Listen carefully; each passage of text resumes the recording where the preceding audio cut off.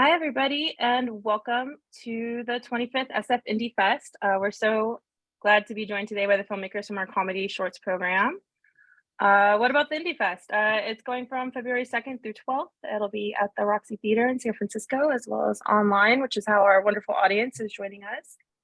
I would love to just kick things off by welcoming our filmmakers and giving them a chance to kind of tell us about the genesis of their film and what they did with it, how it came together. So we're going to kick things off with Ryan. Hi, Ryan. Hey, how's it going? Great to be here. Yeah, so I made the film Buddy Movie, and yeah. How did you conceive this film? How did it come together? Just kind of a combination of I kind of had this idea for like a long time about just kind of getting yelled at by a building, like walking down the street and being yelled at by a building sort of telepathically. I had a nightmare about being yelled at like by my elementary school whenever I was a little kid, so, and I always held on to that memory. And then I also just wanted to make something yeah, like about telepathically sort of catching up with a friend. Sort of had that desire a lot, as I'm sure many did, during the height of the pandemic. So those things kind of converged into the soup that became Buddy Movie. Yeah. I like soup. I think that's a really good catch-all for this wonderfully strange film. Thank you very much. Thank you so much. Hi, Sam. Welcome. Hi. I directed the short Cruise, which is really just about hating your job, I think. I've worked jobs that I've hated, and I always found that it was sort of the most low stakes, sort of nothing jobs that treat you the worst and make you feel really stressed and disposable all the time. So sort of just an expression of that. Cool. Thank you so much. I keep on thinking when I think about the end of your film, the getting that attaboy at work, right? Like you go through all of that and then you get that finally saved yourself from death and a nice little pat on the back and maybe a cruise. So thanks so much. Up next we have Leland. Hi, Leland. Hey, I directed Hotter Up Close, which was inspired by turning 30 and thinking that my life was over because, in the gay community, sometimes that pressure is put on you. And that happened right before the pandemic started. So like I got to like sit in that feeling for 2.5 years. And then as as things started to open up, we thought that it would be really fun to kind of like take that anxiety and put it into something that was like fun and joyous and not, existentially dreadful. Awesome. Thank you so much. Steph, hi, welcome. Hello. I wrote, directed, and produced Digital Warfare. And I wanted to make a movie about thumb wrestling, and didn't really know much more than that. So I knew I wanted that. And then I had this idea of these two thumbs coming in from opposite ends of the screen and like hooking in the middle and sort of spinning around. And that was sort of the starting point. And then, I mean, you guys saw what happened after that, but that was sort of where the genesis was. Awesome. Thank you so much. Hi, Craig. Welcome. Hi. I wrote, directed, edited the manager position, and I originally had the idea in 2008, the recession in 2008, and then I kind of dusted it off when times got shitter over the last couple of years, and it was amazing how much it kind of fitted into the way the world is now. It's a real sort of personal story, and it only took me 13 years to get it to the screen. Awesome. Thank you so much. Blythe, welcome. Thank you so much for joining us all the way from Australia. Thank you. Happy to be here.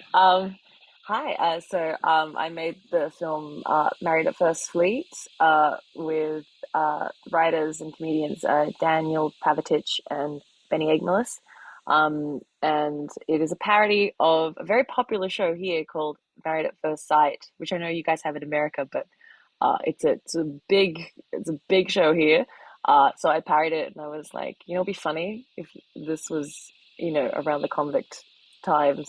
And yep, that's the film.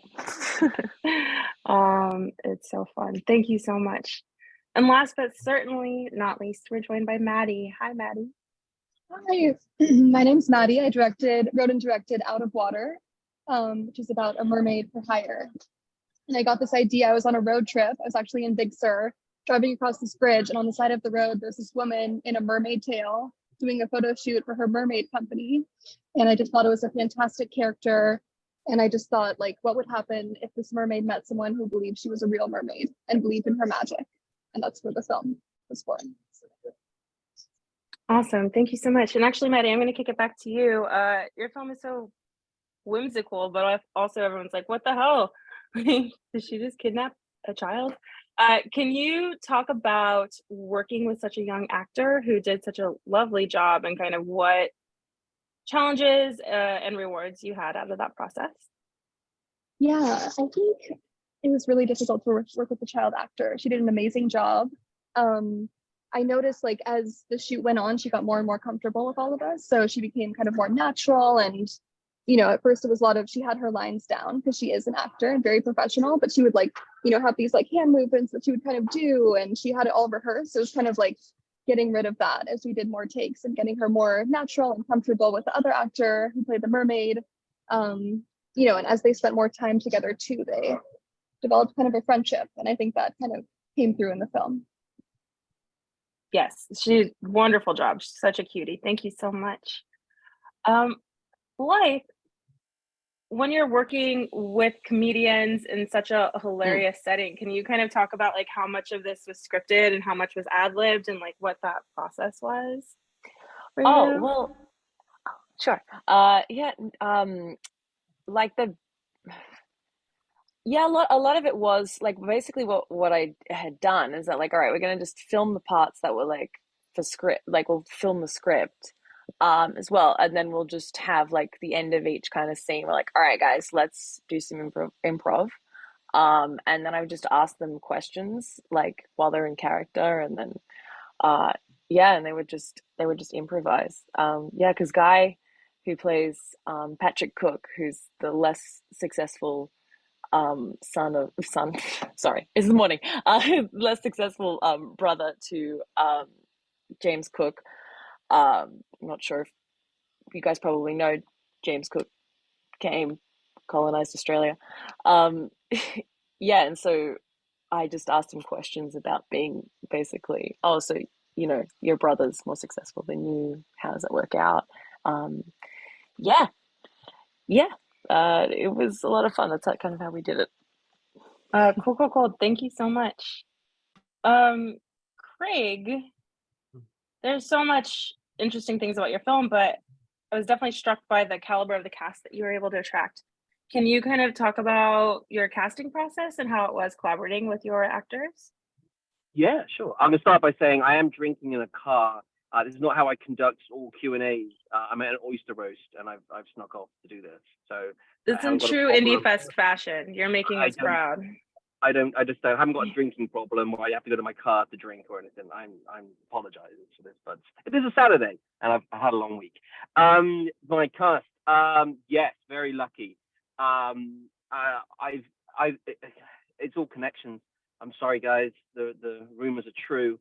I've worked for years in the demo field, so I've cut a lot of demos for actors, and I haven't sort of just worked with the agencies, managers, and agents, and I've done a lot of favors for them over the years. And then finally, when I said, you know what, I'm going to be doing my own thing, I'm going to call in a couple of those favors.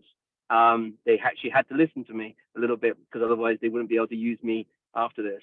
So I was able to put in some people that, you know, were really, and I had them in mind. I knew what I wanted. And even though I remember somebody questioning why I still had a casting director on it, but we shot in the first couple of weeks of January of last year, when Omicron was at its strongest, and we'd actually lost the wife casting 2 days before shooting, and we had to scramble. And that was exactly why I had a casting director on it. So I'm pretty sure the job as the casting director was one of the easiest ones he'd done, bar that moment. But it came together really well. And working with them was a joy. We shot for 3 days, and we had a lot to shoot in 3 days. So a lot of working with them was kind of before we shot. I would spend some time with them on Zoom and talk through stuff, because I knew that it was my first directing short film, and I kind of knew I'd be moving through the motions quite fast, and I just made sure I directed quite well beforehand, so that when we hit for those 3 days, everyone knew what they were doing, and it all come together. So. Well, it's awesome, especially with so much that is unsaid. The nuance to their performance was really impressive. I will say, when they originally had the idea in 2008, it existed for a long time as a silent film, and I think essence of that and elements of that led itself into what then became a scripted short film. Awesome, thank you so much. Ryan, speaking of unsaid, can you talk about the approach to the way you tell your story?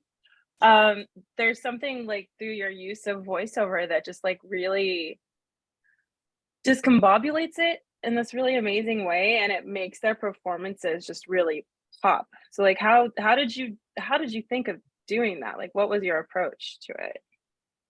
Yeah, I mean, I guess like kind of as I mentioned earlier, like the idea of doing I something that was like sort of I'm also an editor, like a video editor and stuff. So the idea of like cutting on, doing a reaction shot with just like a sort of telepathic, like it was actually, doing lots of Zoom meetings also, that like the way that, when I would look at it and in not the gallery view, but the view that just like cuts whenever someone is speaking, I don't know, I was just, I guess, like really spacing out during at one point, and was just like, what if this just was happening, on people's like thoughts, like this was cutting when somebody is interjecting a thought or something. And so, but it was also like a practical thing. Like I wanted to try to make something for as little as possible, because I did not have any money to make another film, but I wanted to make another film. And so I was like thinking about how this would be something that we could do pretty swiftly without any sound gear, or like, and sound gear also, we were also shooting in a place where we weren't really supposed to be shooting, and the sound gear, in my experience, the boom pole is always the thing that like attracts the cops to come and be like, do you have a permit? So the lack of that was good. We did get stopped, but I think not having the sound gear was, we were able to like play it off like we're just tourists, or something. But yeah, so the practical advantages of that, plus like wanting to see how it would shake out sort of creatively, led to that technique. And I had a lot of fun editing it, and sort of like doing the voice over stuff in post, and then like editing around that, and then editing around the picture. And so I do want to see what else I might be able to explore with that in the future. So yeah, it's like economical, but it doesn't feel constrained by it, like it's super fun. Thank you so much. Yeah, thank you. Steph, hi. I think I was saying before, your film just makes me miss the TV show Glow. I love how you approach your kind of big main event sequences, and I was wondering if you could talk about just that, like intercutting into the world of thumb wrestling, and like how fun was that to shoot? It seems like it was super fun. Probably also like a lot of like, all right, like stop, reset. Like what was that process like for you to film the wrestling scenes? Yeah, sure. So it was super fun, and it was also during the height of Omicron, so it was a very like kind of stressful process, and we we actually lost an actor like the week before to COVID too. So there was just kind of a lot of like, there's a lot of like stake for us for the film, like in addition to the like thumb wrestling match itself. And kind of similar to what Ryan just said, I shot it in Seattle, so we were able to use like a lot of favors, and we were fortunate enough that the boxing gym that we were able to get, they just kind of gave us the keys for the night, and they were like, just lock up when they're done and let us know, and we didn't have to like pay or anything. So it was really great because it really created this space where we were like, okay, this is like ours. We can really make this what we want it to be. And we had, for the younger sister, her colors were pink and the older sister was blue. So we wanted to play a lot with this idea of like player one, player two. And so like that was really fun, and kind of assigning like color to them and having that be part of their personalities. And then the DP and the guy who did the visual effects for us actually both work for the Seahawks. So they have this like really strong sports background, so they're able to bring a lot of those like elements to it, and I think that really elevated what you guys were able to see. But yeah, we kind of the same as like having people improv. Like we shot all the wide shots, and we were like, okay, we need you to do like the same thing 100 times. Like try to remember which way your thumb went so that we can have continuity. And then we did a bunch of close-ups, and we were like, make as many weird grunting sounds as you want, like try to really just like have fun and play with it. And it's such a silly thing because they're so mad at each other and they're so into it, and it's thumb wrestling, which is like really absurd. But we also did a bunch of research, and there are actually like thumb wrestling like championships and world events, and there's like rules to them. And so we like some of the banter from the announcer, like some of the things she said are actual real like moves in thumb wrestling. So it's crazy what you learn when you go to make a movie. You're like, oh, someone's like actually done this for real, and it's very silly, but to them it means a lot. So it was fun to step into that world for a little bit. Awesome. Thank you so much. Hey, Leland. Hi. Earlier talking about your film kind of like was a form of therapy almost. Can you talk about what the like production process was like? Was it like facing your fears head on, or like how are you accessing that as a like director, but also somebody telling such a personal? Yeah, I mean, I think that like it because like the fear of getting older at 30 is such like a like youth culture obsessed thing. So I think that we recognized that it was like a silly source of anxiety. And I think that, but I do think that there was like a therapeutic nature to it, just in the sense that, like the cast and crew were like a lot of friends, and this is the first time a lot of them had been able to do stuff post pandemic. And, like it is such a joyous movie, that like, I think it was therapeutic because everyone had just been like miserable inside for 2 years, and so to like come together and do something that was like fun and uplifting and like really positive. I think that like was the thing that kind of kept it together, because production was really rough. Like a lot of folks have mentioned, like COVID, people have to drop out at the last minute, like things get really tricky, you have to pivot.